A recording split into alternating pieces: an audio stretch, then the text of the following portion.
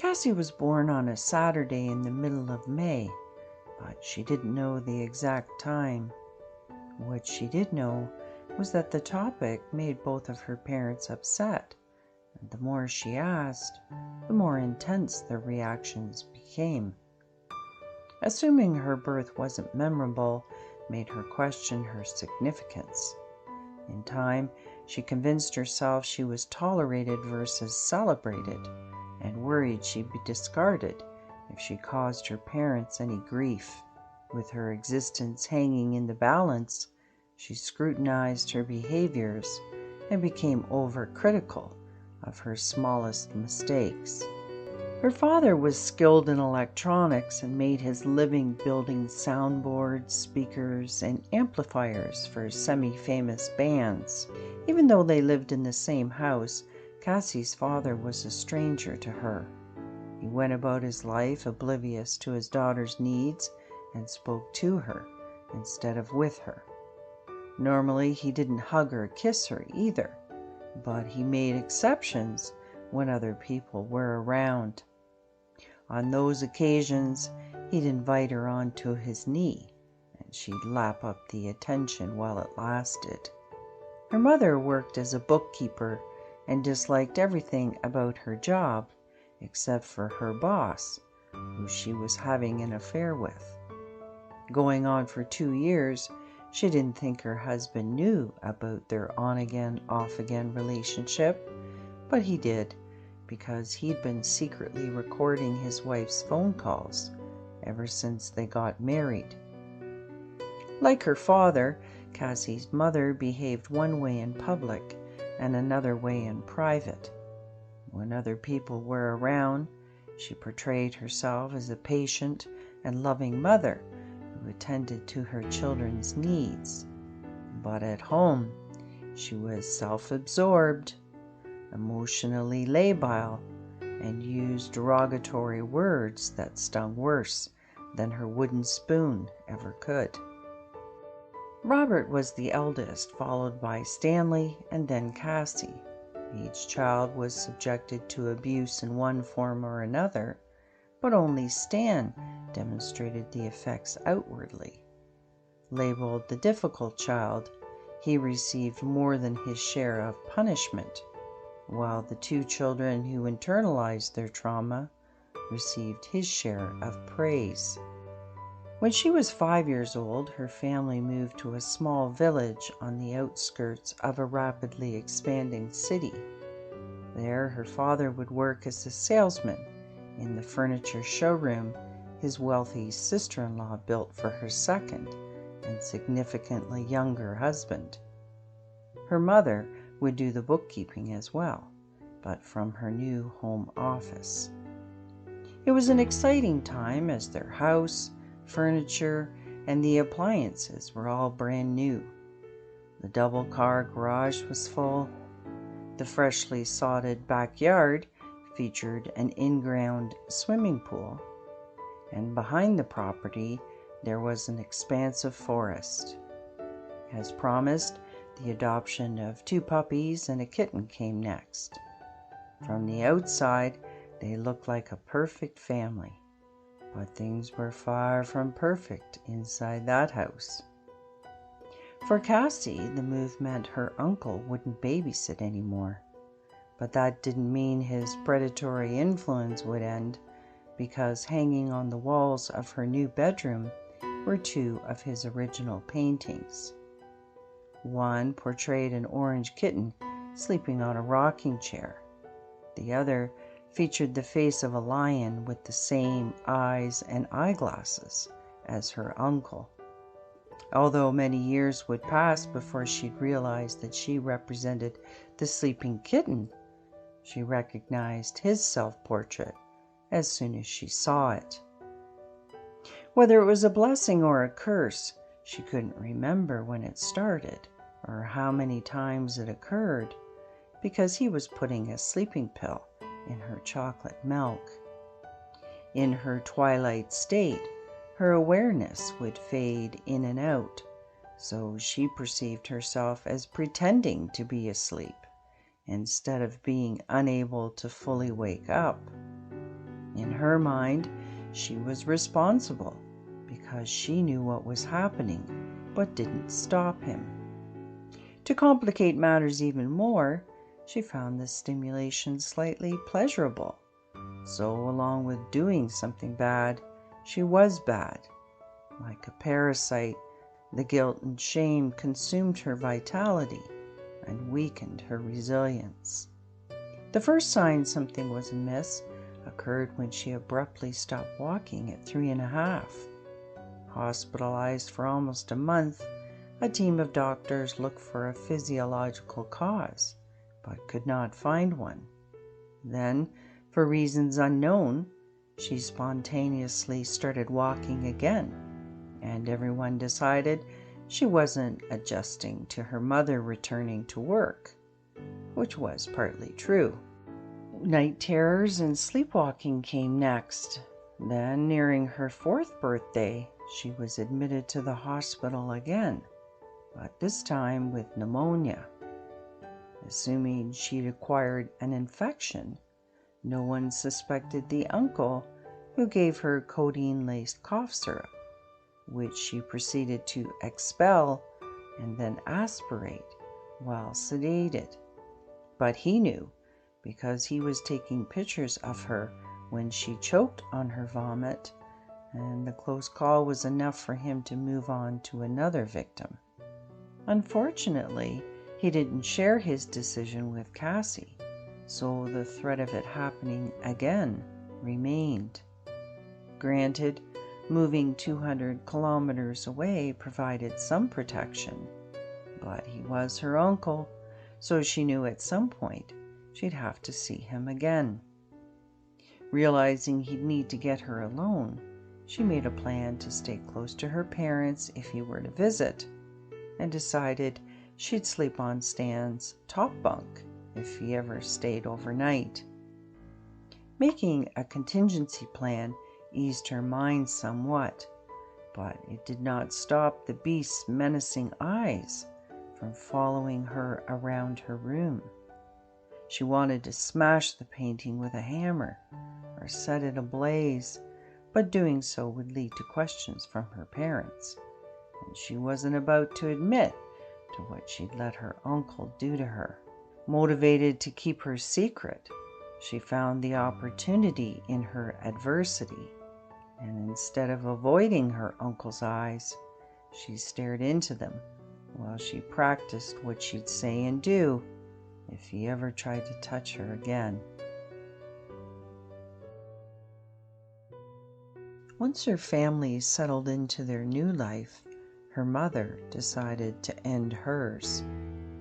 Although she heard the commotion and watched her father pulling her mother's lifeless body out of the bathtub, her mind didn't attend the event. Instead, it went to a safe place where once again she'd feel like she was awake and asleep at the same time. Following her suicide attempt, her mother was admitted to the psych unit at the local hospital. It took 6 weeks before she'd convince everyone the pills were working and she wouldn't try to overdose again. During that time, Cassie's paternal grandparents moved in and took care of the house and the kids.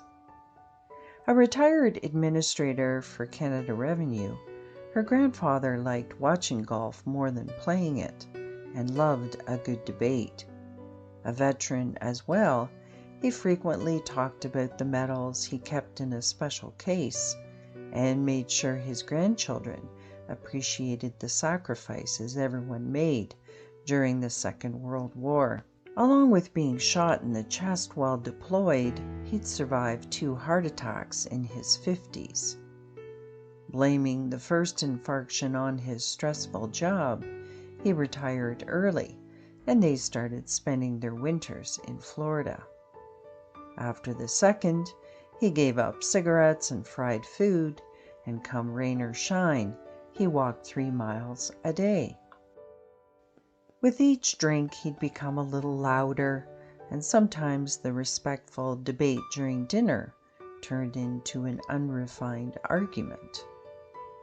Cassie didn't like it when anyone got upset, but more so when it was her grandfather, because he'd start rubbing the pacemaker implanted under his skin and would need to slip a tablet or two of nitroglycerin under his tongue.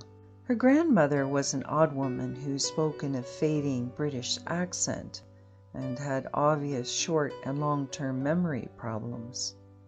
Often seen wearing numerous strings of pearls along with a foam brace around her neck, she insisted her cervical fracture had not healed, despite it being over 10 years since she'd had the causal car accident. Cassie inherited her grandmother's red hair, blue eyes, and fair freckled skin. However, their relativity ended there because she was cold and corrective and rarely spoke to her granddaughter other than to tell her to sit up straight, to cross her legs, and to be seen and not heard. As difficult as it was to please her grandmother and to worry about her grandfather dropping dead, it was a walk in the park compared to watching her father beat her mother, which would resume as soon as her grandparents moved out. But that was on the list of stuff she didn't want to think about, and definitely didn't want to talk about.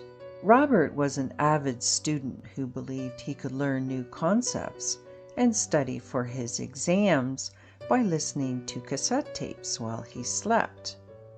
Staying abreast of new technologies as well, he saved his money to buy the first personal computer on the day it was released and subsequently taught himself how to program it.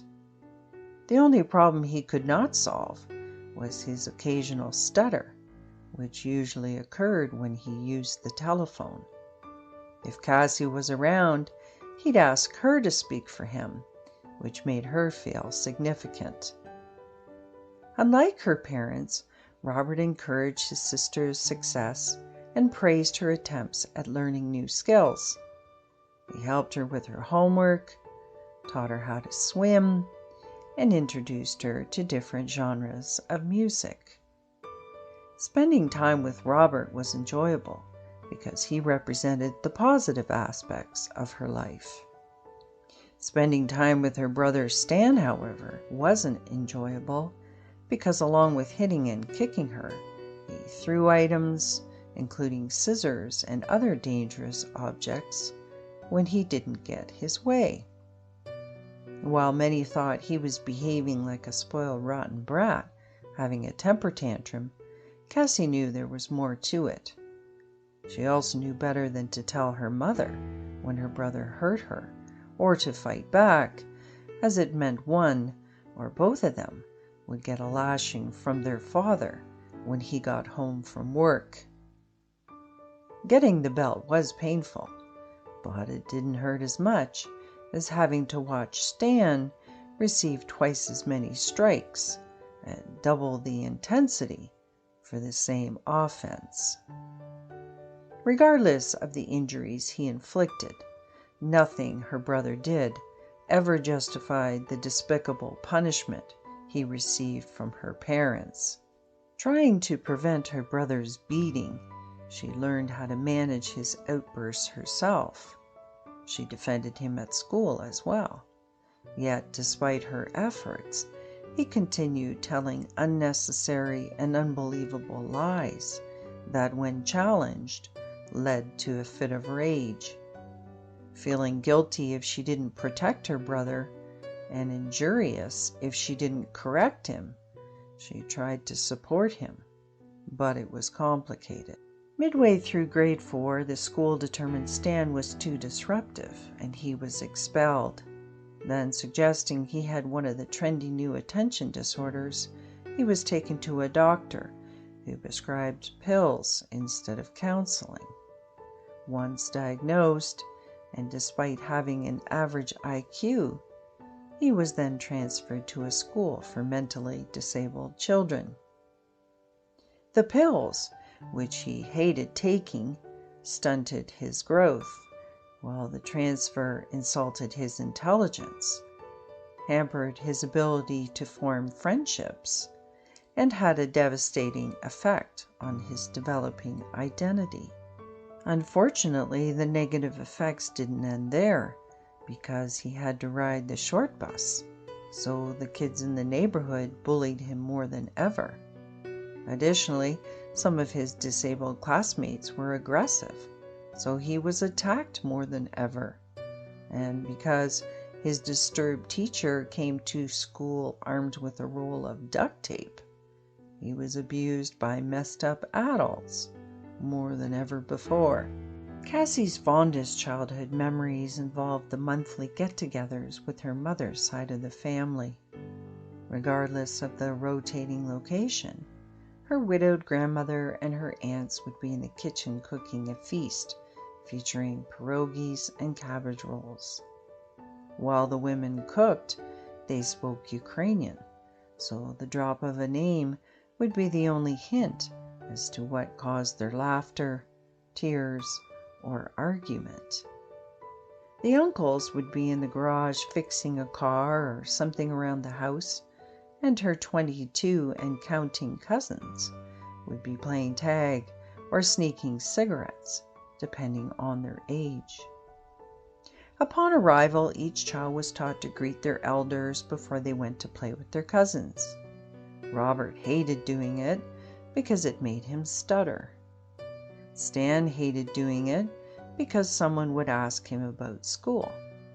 Cassie loved every minute of it because they'd give her the hugs, kisses, and attention her parents didn't. After dessert and her cup of tea, everyone would say goodbye to the matriarch of the family, and the gambling would begin. Along with feeling loved and that she belonged, at those cherished family events, she got her first period, smoked her first cigarette, and learned how to play a profitable game of blackjack. Her family's financial stability ended when her parents were accused of embezzlement. Declaring their innocence, they implicated the young husband and said they'd cooperate with an investigation. But Cassie's aunt didn't want the police involved. No one knew who to believe, so her mother's family split into two camps of support. Cassie wanted to believe her father, but he was the same man who told people he'd never hit a woman. She wanted to believe her mother, but she told people she'd leave a man if he ever hit her. Most of all, she wanted to believe them because if she didn't, she'd have to admit her parents were not only liars, but thieves as well. When Robert started grade 9, all three kids went to different schools and took separate buses. Since Cassie got home before her brothers, she'd be the first to assess whether it was going to be one of those nights. Along with measuring their degree of staggering and slurring, she'd listen to her parents' tone and take note of their location in the house. Her next test involved their dinner. If her mother cooked a delicious meal and everyone ate together, her chances of getting some sleep that night were good. If her mother cooked hot dogs or macaroni and cheese, and her father chose his drink over his dinner, her chances were 50-50.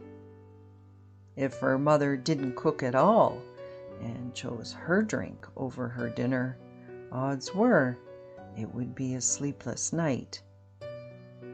When they argued, they tried to out-victim the other. A new problem got mixed in with the old, and the same pattern of deflecting responsibility would precede one of them blaming the other of failing to change. Sometimes the names of people she didn't know were thrown into the mix, and one of her parents would accuse the other of cheating. Cassie would lay awake listening for the names and themes that usually escalated the situation from verbal to physical. When she heard those triggering words, she'd move to the front hall closet, where between the slats, she'd be able to see if they stopped arguing because they'd passed out, or because her father was strangling her mother. Her brothers would be in their rooms listening too. Sometimes they got up and tried to separate them. Other times they called the police. When the boys in blue arrived, they'd talk with their father, who, depending on the marks his hands left, would either deny hurting his wife or say he was defending himself. They never took him away, nor did they take their mother to a safe place. Instead, they told one parent to go sleep on the couch and the other to go to their bed, which most of the time they actually did. After his assault, her father would pretend he'd stopped drinking, but everyone in the family knew he had bottles hidden in the garage and under his bed. Eventually, her mother's curt one-word replies would become sentences. Soon she'd start cooking his favorite meals again, and another armistice would begin. But the honeymoon stage wouldn't last long. The tension in the house would build, and it would happen again. When her intoxicated mother wasn't arguing with her father, she'd wake Cassie up because she needed someone to talk to. Oftentimes, she'd talk about the untimely passing of her father, who died of a sudden heart attack when she was only 5 years old, describing him as charismatic, handsome, and generous. She believed he'd earned his place in heaven because he'd worked long hours and gave his extra money to the poor. Because her Catholic mother didn't speak ill of the dead, she'd never tell her youngest daughter the truth about her father, which was that he loved vodka and betting on the horses more than his family. Nor would she point out how she worked her fingers to the bone trying to support their 7 children, while he spent most of the money he earned on himself. Once she got on the topic of her mother, she'd repeat the stories of her difficult childhood and would eventually admit how she resented her for not dying instead. Tainted by her victim perspective, she'd blame her teenage shoplifting and truancy on her mother and would proudly profess how she defied her mother's rules and had started dating Cassie's father when she was only 14. At her wit's end and concerned because he was 5 years older, her mother warned her virtue was at stake, but she didn't care because unknowingly, and perhaps instinctively, she'd fallen in love with a man just like her father. Then, depending on where they were in the cycle of abuse, she'd compliment or criticize the man she went on to marry and would proclaim that they'd never divorce, which reassured Cassie, but concerned her as well.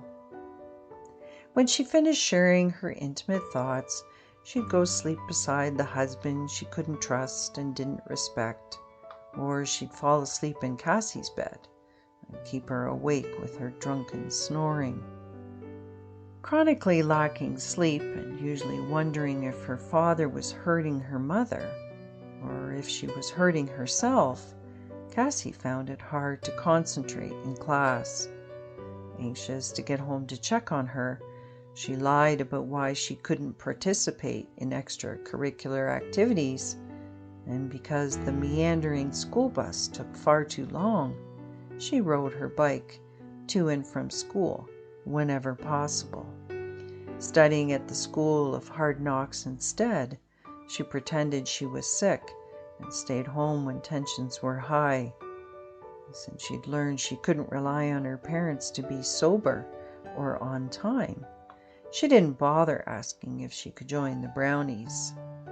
And after arriving home to smears, droplets, and tea towels soaked in blood, she learned she couldn't go to sleepovers either. Her family continued to struggle until her mother and 2 of her sisters opened a restaurant together. When their home-style cooking gained popularity, her father went on the payroll. The money was coming in again, and everyone was as happy as they knew how to be. After one of her mother's sisters died suddenly from a heart attack, the two remaining partners met to discuss the future of the restaurant. Cassie's parents were dedicated to growing the business, while the eldest sister found the long hours physically demanding and wanted out. Filled to capacity for all three meals, her parents decided it was time to expand and found a restaurant with an attached banquet hall for rent. Walk-in customers occupied the tables in the front of the building, and private parties, service club luncheons, and weddings occurred in the back. On Saturdays, Cassie helped with the weddings and parties by setting the tables, cleaning vegetables, and washing dishes. Stan helped too, but he'd have several meltdowns and would usually be more trouble than his worth. If they were lucky, a parent took them home before the dance started. If not, they'd collect glasses, empty ashtrays, and dance in the kitchen until their feet ached. On Sundays, the restaurant remained closed so everyone could recuperate from Saturday's event. Usually, the day involved watching rented movies, drinking soda, and eating a lot of junk food.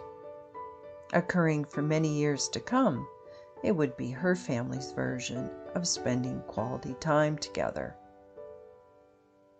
Although she created most of the recipes, her mother didn't particularly like to cook, and because she was so messy when she did it, her team of middle-aged women preferred she didn't. What she actually enjoyed was event planning with the clients. First, they'd bond over the personalized details, and in the weeks or months leading up to their celebration, she'd spend hours on the phone reassuring everything would be perfect. Then her hardworking team would pull it off, and she'd take most of the credit. Motivated by her pleasure rather than her pain, her mother still drank too much, but only on Saturdays, when she'd sit behind the bar and enjoy the party she planned. As per usual, her father drank every day and thought his glass of water was fooling his family, but everyone knew it was spiked with vodka. He also believed his drinking wasn't a problem as long as he didn't miss a day of work. So, like a long-distance runner, he paced his sipping while he tended bar and would finally finish his almost daily bottle when he got home. Whether it was due to people always being around or whether they were simply too tired, her parents didn't argue as much, and the incidents of physical abuse occurred less often. No longer having to referee her parents' melees, Cassie slept much better. Her grades improved, and like her brother Robert, she started to excel at individual and team sports. She held records in track and had a killer serve, but she was best known for her skills in gymnastics. Along with winning several gold and silver medals, she was selected to teach gymnastics to kids from other schools. She wanted to celebrate her awards, but they were tainted by guilt because she knew her ribbon, medal, or trophy would go in the display case at the restaurant, where her mother would receive praise for rearing two overachieving children and expect sympathy for raising Stan, who she referred to as her special needs child. Every time she heard her mother boast, she wanted to interrupt and say she was a fraud, because she didn't go to any of her kids' practices or events and barely knew what they were doing from one day to the next. But she didn't, and bit her tongue instead. With both of her brothers in high school and her parents at the restaurant, Cassie had the house to herself for an hour in the morning and an hour after school. If she wasn't practicing, competing, or teaching, she'd be at home cooking, cleaning, and doing the laundry. Other than checking in with her parents by phone, she was free to come and go as she pleased, and never worried about her safety. However, her blissful ignorance ended when a man began stalking her. Believing he was a friend of her parents, she politely answered his mundane questions about her likes and dislikes, and didn't question his motivation until he explained what he wanted to do to her prepubescent body. Shocked by his perversion, she ended the call, but as soon as she did, the phone started to ring again. She kept lifting the receiver and hanging it up, and he kept calling. She called the restaurant and spoke with her father, who told her it was just a prank call and she should take the phone off the hook. The next day, she found a can of Dr. Pepper in the basket of her bike and panicked when she remembered telling the man it was her favorite soda. Leaving the can on the ground, she rode home as fast as she could and checked her mirrors frequently. Feeling better as soon as she got home to her 2 protective dogs, she walked in the front door and the phone started ringing. Unsure whether it was him, she waited for the caller to speak first, but her idea backfired when having the captive audience of his fantasies excited him more. Between his panting, he asked if she enjoyed the soda he'd left for her, and she dropped the receiver. Her whole body began to shake, and tears followed. Once again, she called the restaurant, but her father thought she was being silly, and instead of rushing home to protect her, he suggested a boy from school had a crush on her.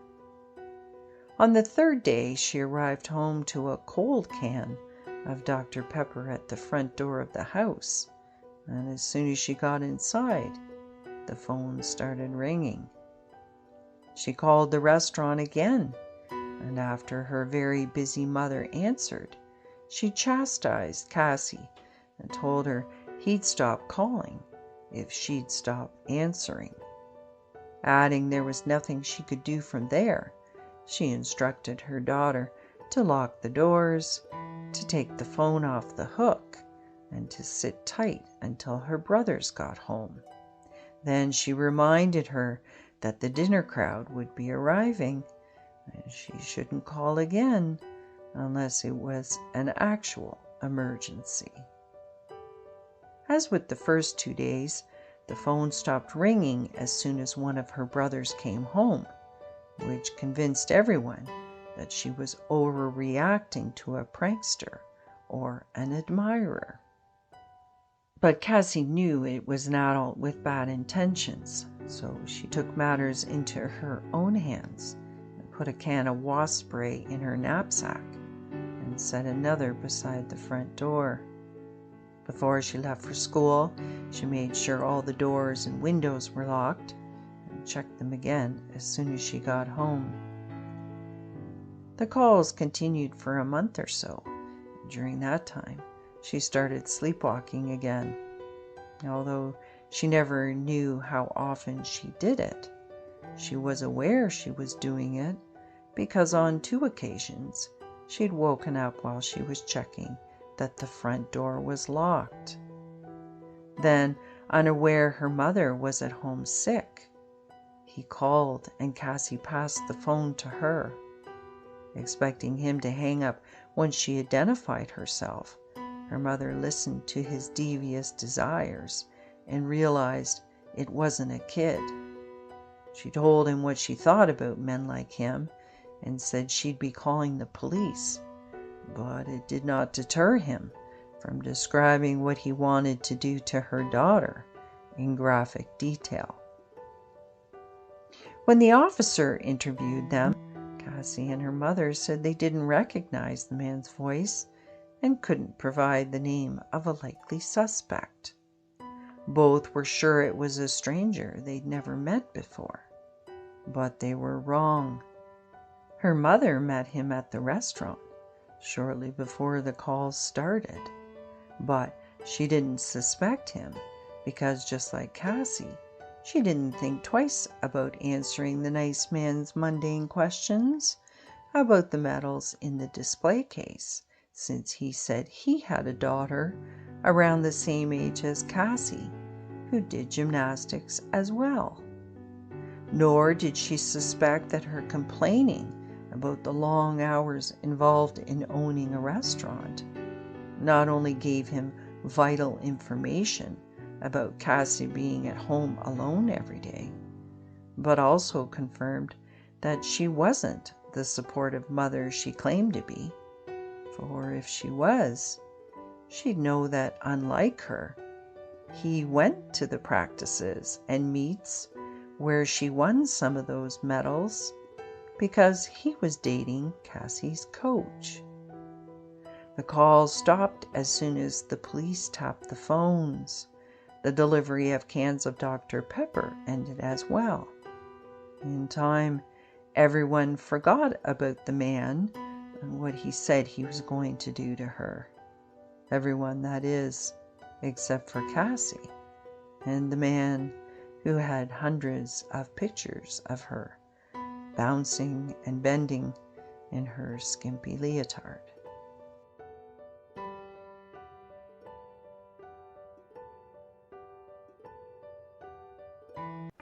Hola, hola, pupils!